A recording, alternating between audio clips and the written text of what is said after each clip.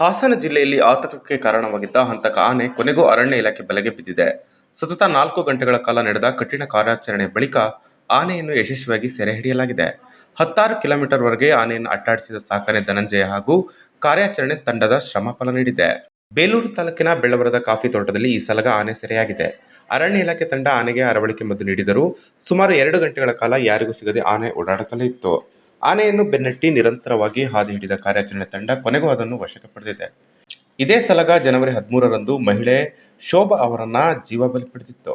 ಸಕಲೇಶಪುರ ತಾಲೂಕಿನ ಮೂಗಲ್ ಗ್ರಾಮದಲ್ಲಿ ನಡೆದ ಈ ದುರ್ಘಟನೆ ಸಾರ್ವಜನಿಕರಲ್ಲಿ ಭಾರಿ ಆತಂಕ ಮೂಡಿಸಿತ್ತು. ಹಂತಕ ಆನೆ ಸೆರೆಗೆ ಅರಣ್ಯ ಇಲಾಖೆ ವಿಶೇಷ ತಂಡವನ್ನು ರಚಿಸಿ ಕಾರ್ಯಾಚರಣೆ ನಡೆಸಿತ್ತು. ಸತತ ಪ್ರಯತ್ನಗಳ ಬಳಿಕ ಕೊನೆಗೂ ಆನೆಯನ್ನು ಸೆರೆ ಹಿಡಿಯುವಲ್ಲಿ ಅರಣ್ಯ ಇಲಾಖೆ ಯಶಸ್ವಿಯಾಗಿದೆ. ಪ್ರದೇಶದಲ್ಲಿ ಜನರು ಇದೀಗ ನಿಟ್ಟುಸಿರು ಬಿಡುವಂತಾಗಿದ್ದು, ಅರಣ್ಯ ಇಲಾಖೆ ಸಿಬ್ಬಂದಿಯ ಕಾರ್ಯಾಚರಣೆಗೆ ಸಾರ್ವಜನಿಕರಿಂದ ಮೆಚ್ಚುಗೆ ವ್ಯಕ್ತವಾಗಿದೆ.